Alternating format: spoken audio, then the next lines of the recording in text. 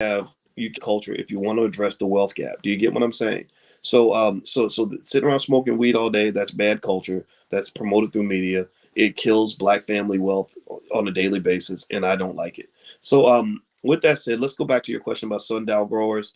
I think sundial growers, if you're in the cannabis space and you want to invest there, which I am invested in that space. I don't know if that makes me sound like a hypocrite or not, but I do have investments there because I believe Joe Biden is not going to finish his presidency. I believe Kamala Harris is going to take over as president. My theory is that Kamala is going to then begin to help with the legalization of the cannabis space. I think that's good. I think that's necessary. I know people that run cannabis facilities and they have to operate like drug dealers. They got to put their money in vaults. They can't even put their money in a bank. They got to have big vaults with armed guards on the facility. Last time I checked, just to protect their money. That's crazy. You send money across state lines without risking getting a felony and all that. That is ridiculous. The federal government needs to, and they will at some point, I hope, come along with a process that allows legitimate cannabis company owners to do business without feeling like they might get sent to prison because they sent some money to somebody in Montana or something. I believe that's going to occur, and when that does occur, a lot of these cannabis companies are going to grow. I would encourage you, in addition to sundial growers, don't bet on one cannabis company. I would diversify, either buy shares in a lot of different companies, or maybe just go get one of these mutual funds that invest in cannabis, and that will allow you to spread your money out and have your money in different spaces. Just for the record, though, I hope you didn't sell your shares in sundial growers, because if you look this morning, sundial growers shot way up. A lot of times that which goes down does come back up. And so if you are riding the Bronco as an investor, like if you're really, they call it paper hands versus diamond hands or something like that. If you're really diamond hands, meaning that you're in it to win it, you're committed. Think of it like a marriage or a relationship. If you're in a relationship and you want that relationship to last and you believe in that relationship, then be in that relationship. You can't dip, because here's the thing: if you give it 100%, you may still fail. But if you're wishy-washy, you will definitely fail. So by being wishy-washy as opposed to being consistent, you've gone from having, say, a 20% chance of failure to having an 80% chance of failure. So if you like sundial growers and you've analyzed the company, and again, if you go to the drboycemethod.com, I show you guys what my process is for picking a company that I want to ride with. It's like it's like me getting married to the company. So when I pick a company that I want to ride with, you know what I do? When the stock price drops, I buy the dip, because I believe in this company as a good long-term investment. And this is one of my adopted kids, financially speaking. And once I just put you in my economic family as a company, we're in it together, But think about it: if you adopt 15 kids and they become teenagers, they start acting all crazy. But if you're committed to the kid, you're going to deal with their crazy teenage years. You're going to deal with their mood swings, right? Because you made a choice. So I believe in investing with conviction, because if you don't invest with conviction, whether you're investing in stocks or investing in people, then not investing with conviction will make you wishy-washy. Wishy-washy people don't get ahead in this world. The people that get ahead in this world are the people who know who they are, they know what they want to do, they've thought it out carefully, and they're in 158.4%. Do you understand? So sundial growers went up. So if you didn't sell and you bought some more, then guess what? Today you made money. You lost money a couple weeks ago, but you made money today. All right. So let me dig in. Actually, I told you guys I wanted to read a list of the top 10 jobs in America. This is according to CNBC. They said these are the 10 best jobs in the U.S. in 2022. And let's see, I don't know what the criteria is. They said the perfect job doesn't exist, but the most popular sought after roles have a few attributes in common: competitive salaries, a positive workplace culture, and clear opportunities for career advancement. According to new research from Indeed, many of the top jobs are seeking rapid growth and offering six-figure salaries. On Tuesday, Indeed released its latest report highlighting the 20 best jobs in America for 2022, focusing on positions with an average annual salary of at least $75,000. So first thing I'm going to say is I'm reading this list to you with a caveat. When my kids talk to me about dream jobs, I stop the conversation before it even begins. I say we don't dream of, in this house. There is no such thing as a dream job. There is no such thing as a dream job. We don't dream about labor. We don't dream about servitude. We see servitude and labor as a necessary evil to not get to the dream job, but to get to the dream. I don't want my kids to get to the dream job. I want my kids to get to the dream. And so really, if you're thinking like an investor, jobs are something that you may have to do, and many of us work. I mean, we've all worked for somebody. Many of us, almost all of us, have worked for somebody at some point.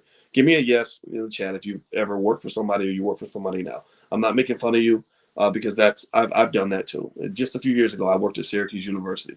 So I'm not saying that that's a bad thing. What I'm saying is that in order for you to elevate in the world of wealth, you must feed yourself a mindset that is going to lead to that level of elevation. You must set standards that are high enough that they're going to elevate you into the position that you want to be in. And we don't dream of labor. We don't dream of servitude. Talking to me about a dream job is like saying, "What is your favorite prison? Like what's the night? What is your dream prison?" Well, there's no such thing as a dream prison. That's an oxymoron. That those statements conflict with each other. Now there are prisons that are not as bad as other prisons. There are places where if you have to be in servitude, you can be comfortable. Like if they give you the nicest prison in America, I'm sure that it's pretty nice compared to the other prisons. But the goal is not to find the nicest prison you can find. The goal is to not be in prison. Do you understand? So the dream job is not the goal. The goal is the dream. Freedom is the dream. Freedom is the goal. The job is a maybe a necessary stepping stone because some of you were born in prison. Let's just be clear. Some of us, I'm not even gonna say you, some of us were born in prison. So if you are born in prison, then yeah, you say, look, I want to get out of Pelican Bay so I can get to the really nice facility in Montana where they let you have cupcakes every other Tuesday and they we can play basketball, right? You do that, right? So because you're born in prison, you dream about a better prison. But remember, the big dream, the real dream, is freedom to get out of jail completely. Jail should not even be anywhere in your life. Okay, so economic jail is not the place for you. I want you to get into a space, and this is definitely possible if you do what I say. If you listen to me, again, you're talking to a financial expert. I know money the way Michael Jordan knows basketball. And if you listen to what I'm explaining to you guys, then you can develop a pathway not just for yourself, but more importantly, a pathway for your children to live a life where they are making money without working. So that's my dream for my kids. We don't talk about jobs. I say, look, you've got a capital base, you've got everything rich people need to be free. I need you to not be a knucklehead and not waste the family resources. That's the goal now, is to teach you how to protect the wealth that we have, so that you can preserve your freedom. Freedom must be defended. No country on this earth has ever had freedom without having to fight for it, and no country on this earth has ever had freedom without having to defend it. If you cannot defend your freedom, then you will lose it. So when you get access to wealth, if you cannot defend that wealth and protect that wealth by being a smart steward of that wealth, then you're going to lose the wealth, and then you have to go right back into jail. Okay, so let me read the top jobs in America. I'm going to go through the list pretty quickly. Number one, they list as registered nurse. The average salary is $84,000. The percentage of growth in the number of job openings is 34%. Shout out to all the nurses because y'all are so important, especially in this day and age. Associate or bachelor's degree in nursing, passed the National Council licensure exam for registered nurses. Optometrist is number two. Optometrists make an average of $118,000 a year. The percentage of growth in job openings is 121%. Wow, 121%. That's a big deal. Three is site reliability engineer. Holy crap, that just sounds like a boring job, but it pays 137,000 a year. The percentage number of growth in job openings, 175%. So think about this, right? So if you're a site reliability engineer, let's say an SRE, you can take that 137,000 a year. You can invest 25% of that, which would be, I don't know, 30, 40,000, whatever. And you can put that into your stocks, into a side hustle, into all these things. Your children could be millionaires by the time they're 30. You could quit your job within the next few years. You take some of that money, put that into learning how to start a business or learning how to come together with your family members to buy real estate. Next thing you know, you don't have to do that job anymore because instead of making 137,000 a year, you're now making 137,000 a month. I've seen this transformation happen on a thousand times over. I want that to happen for you. Number four is a real estate agent. Their average salary is $82,015. The growth in job openings is 23%. You just need a high school diploma and to pass the real estate exam. I think that's great. Real estate's awesome because Actually, in the Black Business School, we actually have some real estate agents like Stephanie DeBerry. She actually teaches people how to become real estate agents. So if you go to the Black Business School or reach out to our support team, support@theblackbusinessschool.com, they can connect you to that. But the interesting thing about that to me is there's a lot of hidden power in being a real estate agent, besides your salary. When you know your way around real estate, you have the keys to the kingdom because you know how to find the best deals. You know what to look for when you make an investment in a property. Real estate is one of those areas that benefits tremendously when there's a lot of inflation, like there is now. When inflation happens, asset inflation is what tends to occur. So the value of all assets, real assets, goes up. Commodities and stocks and real estate. So I think that if I'm a real estate agent, I'm thinking about the fact that if I can go find people that can help me put up the initial capital to make some investments in property, I can go to the next level. Let me give you a real life example. Donald Trump's father, Fred. I read Donald Trump's bio in his family going back 100 years. Donald Trump's father, Fred, was born in 1913 in the middle of the Great Depression, right after his father had died. His father died when he was about 13, 14 years old during the Roaring 20s. In the 1930s, Donald Trump's father used to fix houses for rich people. They would go, the real estate developers would buy property. They would pay Donald Trump's father, Fred, to fix the property. He started looking around and noticing how much money people were making by buying these properties and flipping them and all that. So he said, instead of fixing the property, I'm going to go buy the property. I know where the best deals are. So he started buying up property. So by the time Donald was born in 1946, his father was already a millionaire. So when Donald was 25 years old, his father was able to do the things that you're going to do for your children. His father, Fred, said, son, you ain't got to worry about student loans. You don't have to worry about working for other people. Here's $25 million to get you started. Go run this company. And then what Donald did was Donald was able to avoid wasting time. Like a lot of you had to waste time because you spent 10, 20 years struggling because nobody left you any kind of a nest egg. He was able to jump right in the game. So at the age of 28, Donald was light years ahead of the crowd. He was able to buy a $400 million hotel at the age of 28. Think about that. That was in the 1970s or 60s, I guess. He bought a $400 million hotel at 28 years old. That's crazy, right? So again, I'm not telling you whether you should vote for him or not. I don't think he's a great politician, to be honest with you. But just understand, this is how the game is played. This is what wealthy people do for their kids. And it wasn't like his father was born with a silver spoon in his mouth. His father had a single mother, and he was 13, 14 years old trying to find a way to support the family. So mindset is everything when it comes to where you position yourself in this game. He could have easily kept building and fixing houses for rich people or whatever. He could have become a real estate agent or something, right? But you got to always think, like, what's the highest level of this game I can go to? And that's when you work yourself out of the job. You got to buy your freedom at some point. That's a mandate for everybody in here. So that's why you listen to me. That's what I do. I show you, I want to explain freedom to you. I don't want to help you be comfortable with servitude.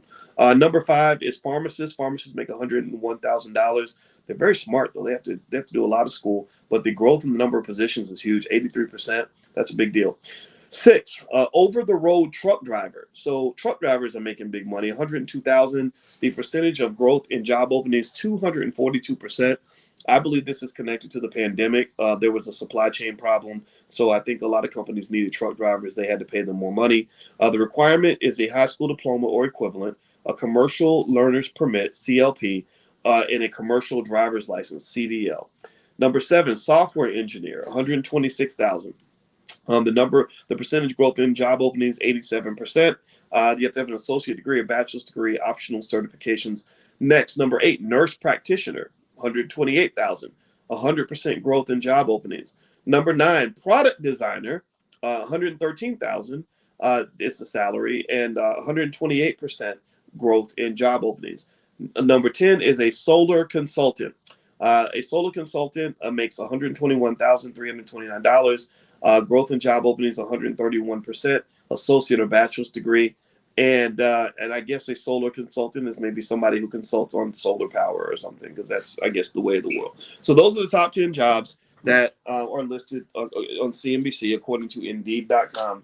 So if you're thinking about careers or you're talking to your kids about careers, and they may have to work for a while in order to get started, that's fine. But the number one advice I give any young person that talks to me when I talk to anybody that's going to college, is in college, or sending a kid to college, is I say every black child should know how to start a business, because at some point you're probably not going to want to work for other people, or at some point you're going to want more than what you have. At some point you're going to want to level up in your life.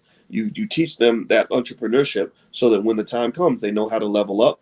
And then also they know how to gather resources, like they know how to approach people and say, hey, I have a business idea and a business deal.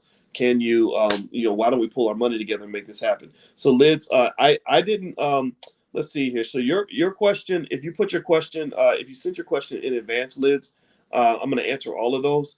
If you put it in the chat, I didn't see it, but if you put it in the Q&A section, I will grab it today.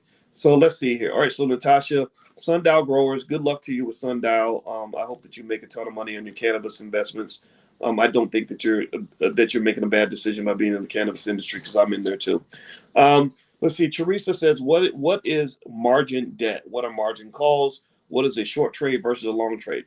Margin debt basically is a loan. Margin is basically money that is loaned to you to kind of give you, I guess, a margin of error or an extra margin of investing. It's money loaned to you to allow you to buy more stock than you could buy with the money that you have. So if you have $10,000 to invest, and I give you, margin of say 50% or something, I'm going to give you an extra $5,000 that you can use to buy stock. Now, here's the thing: the person loaning you the margin, like if you get margin on Robinhood or something like that, they will, um, they will, they will charge you interest on that loan, and all they care about is getting their money back plus their interest. The losses belong to you. So if you put in 10 and then you get $5,000 worth of margin, if the value of that stock drops by $1,000, then your equity value goes down to 9,000.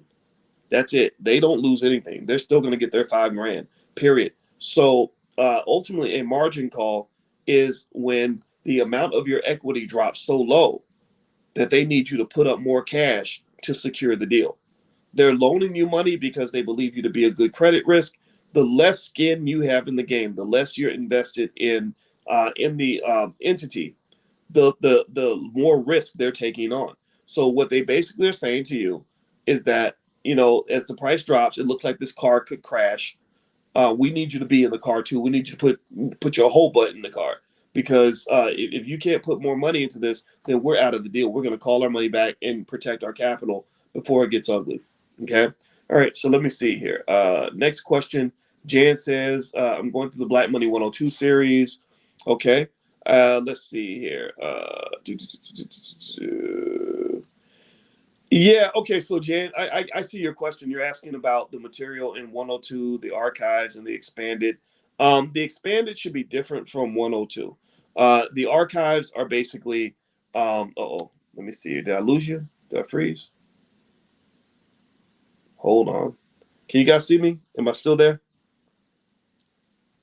Give me a yes if you can see me, okay? Because I want to make sure I'm coming through all right. All right, because it looked like I froze for a second. Okay, good. All right, yeah, if I disappear, just hold on. I'll come right back. Um, so yeah, the material should be the same. It's not the same. Sorry about that. The material supplement. So the advanced material is in addition to the regular material. Now the archives are basically old material that we put into an archive to separate it from the main program, where we're adding new stuff every week. So every week I'm adding these Q&A sessions. I'm adding class sessions. We're adding extra instructional stuff, things like that. So sometimes you might see a little bit of overlap. If you see it, I'd say just ignore that. But there's so much stuff in there. I mean, it's crazy, because I do these sorts of trainings on a regular basis, and there's literally about 7 years worth of stuff in there now, and or maybe it's 6 years or something. But I save everything, so that if you sit and you just listen to me talk about investing for a long period of time, you will become a better investor.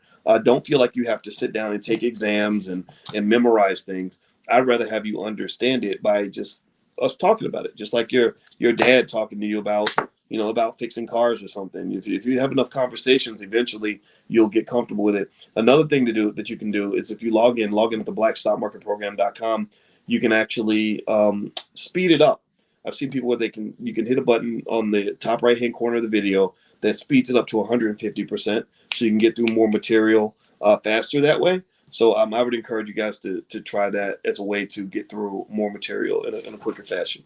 All right, so Jan says, what would, in your opinion, would be an excellent guide to understand everything there is to know about IRAs? I found some guides on Google, But I want to choose something that is detail oriented, easy to understand at the same time. I will go to Investopedia. Investopedia is a good place to, if you're trying to learn like specific rules about IRAs, 401k, stuff like that. You can get online, just go to investopedia.com, and they've got, definitions and stuff like that that can help you. Let's see here. So Jan, let's see. I see your third question. Try to submit like 2 per week. That way we can, make sure we get everybody's question. I received 4 prospectuses for ESG funds and Acorns. I Googled how to read a prospectus for educational purposes. The guide said to assess the fund critically, taking into account long and short-term performance. How do I assess the appropriate benchmark for those prospectuses? Okay. All right, Jan. So what I would say here is reading a prospectus is gonna make you feel better about your life. It's a lot. It can be fun if you're into that sort of thing, and it certainly can be educational on a certain level. One thing you're not going to typically get, even I couldn't get this as an expert. I've been teaching college students for a long time. You know that. Um, you're not gonna get insight that will tell you whether or not this fund is gonna do well or not do well. There's 1,000 research papers written on stuff like this, and I know people tell you to go through the balance sheet and look at this, look at that. I think that information is good just so you know what you're getting into, right? So if you're reading through a company's annual reports and prospectuses and financials, what you're learning are just characteristics. So it's like if somebody, let's say my goal was to figure out if you are a bad person or a good person, right? My goal is to figure out if you're ever going to do anything to hurt another person. And let's say that the only information I get though is what someone tells me. They say, "Oh, well, today they're wearing sneakers and jeans, and they ate Cheerios for breakfast, and she has 2 kids, and she has a job, and whatever, right? She works at Arby's or something, right? That information might tell me certain things, but it's not going to tell me what I'm really trying to figure out. If I'm trying to figure out if you're a good person or a bad person, I probably have to be in your life and follow you around and watch what you do for a long period of time. I'd have to be like your best friend or something where you tell me all your secrets. That's how I can learn what kind of person you are. All that other information is just a report. What you wear, how tall you are, how much you weigh. That's just information that might tell me other things. It might tell me, like if someone tells me you're wearing blue jeans today, that tells me that you're not a runner because you don't run with blue jeans. Maybe you have some, or you or if someone tells me you have 2 kids, that tells me, oh, you probably have had sex at some point in your life because you have to have sex to have children. I can figure out things like that, but I can't figure out, or better yet, if you're a mom, it tells me that you spend a lot of time taking care of your kids. So if I'm thinking about dating you, I might know, okay, she's a mom, so dating a mom might be different from dating someone who's not a mom, right? But for the most part, in order for me to really figure out what kind of person you are, I don't have enough information for that, right? But I have information for other things. So the prospectus is the same way. A company will never be able to tell you, a fund is never going to be able to tell you whether they're going to make money next year or not based on the prospectus. They're not. But the prospectus has information. Like they'll tell you, well, we make our money because we have diamond mines and we have 10 mines in Africa and 4 mines in India. And we also diversify by investing in silver and gold and tech stocks or whatever. And that will tell you the general dynamics of the company in terms of what they do, what line of business they are in. So I think that understanding that can be important. Like if I'm invested in a cannabis company, I want to know I'm invested in a cannabis company. I can also look up maybe the history of the stock price to see what the volatility looks like, how long the company's been in business. I can see if the company's profitable or not. I can see how much debt they have. But the ability to predict the stock price is a whole different arena. Because remember, all that information that you're looking at in the prospectus is already in the stock price. There are supercomputers on Wall Street that take in every bit of public information that is available anywhere, and they come up with what they call price discovery. There's a price discovery process that uses mathematical equations that are so complex that they will make your head spin, and they come up with a price. So there's nothing that you're going to get from reading the prospectus that's going to allow you to sort of override or understand that process better than the supercomputer can. So, so that's what I would say. I would say if you want to read the prospectuses and all that, I don't do it that often. All I want to know is, I want to know about maybe the quality of the company's management. I want to know what line of business they're in. I want to see how the stock's done lately, see if it's kind of had a little bit of a dip. I want to look at the general economy, things like that. I don't sit around and read through annual reports and prospectuses, unless I'm just really curious about the company. It's a black-owned business. I want to see what they're doing, something like that. Okay, so that's my 2 cents on the issue. And by the way, and just a reminder, if you go to thedrboycemethod.com, I break down in 11 steps my method for picking stocks. So feel free to go to the drboycemethod.com if you'd like a step-by-step in terms of knowing what to add to your portfolio. All right. Okay. So I'm going to answer a couple more questions, and then we are going to roll out for today. Are you familiar with the infinite banking concept using life insurance? Asked Alan. Yes. Infinite banking, I believe, is connected to index universal life. I think index universal life policies can be okay. If you're not invested at all, they're really great because at least you have some sort of financial vehicle that's making you money. Remember this. This is a basic rule I'm going to give you for today. I want you to internalize this and understand this. Everybody should have a vehicle. Anybody that wants to be wealthy needs to have a vehicle, some sort of vehicle that allows your money to grow. You have to have some kind of vehicle. So, so because think about it, it's like trying to travel down the road. If you're trying to go 500 miles down the road, you need a vehicle to do that. If you're walking, you're never going to get down the road. It's going to take forever, right? So get a vehicle. I don't care if you got a bike, I don't care if you got a bus, if you have a sports car or a jet airplane, you need a vehicle. So the question to ask yourself is, what is my vehicle? So an index universal life policy, infinite banking, and all that, that is a vehicle. Is that the vehicle I use? No, I don't. Why? Well, because I got better vehicles. I look at IULs, Index Universal Life, like a Greyhound bus. A Greyhound bus will get you 500 miles down the road. It's better than walking.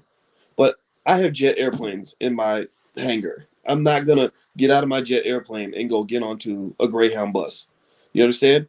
But I think that if you have no vehicle, like if you're not investing consistently, or maybe you can't get the discipline, or you're afraid, or you don't understand what's going on, I get that. All that happens to a lot of people. Well, then get on the bus. At least you're moving. At least you're getting down the road. A lot of people don't even get on the bus. They don't get on the bus. They walk their whole lives because they can't fly an airplane. They're like, well, I can't fly an airplane. I don't know how to get. I don't know how to build a jet. You don't have to build a jet. Get a 10 speed. Everybody should have a vehicle that allows for your money to grow when you are not working. I think index universal life policies from legitimate insurance companies are a perfect vehicle for someone who does not have a vehicle. Even a susu.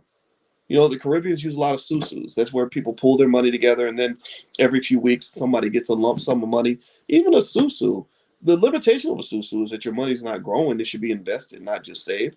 But even a susu is better than nothing. At least you have some vehicle that's allowing you to accumulate resources.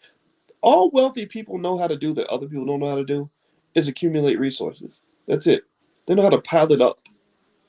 Whereas like if you're poor or you're broke, you're not piling it up. You're spending little bit by little bit, and then you're always broke because you're not piling something up somewhere. So the question is, where are you using some sort of vehicle for the accumulation of resources? If you figure that equation out, then you are better off than 98% of all people in this country.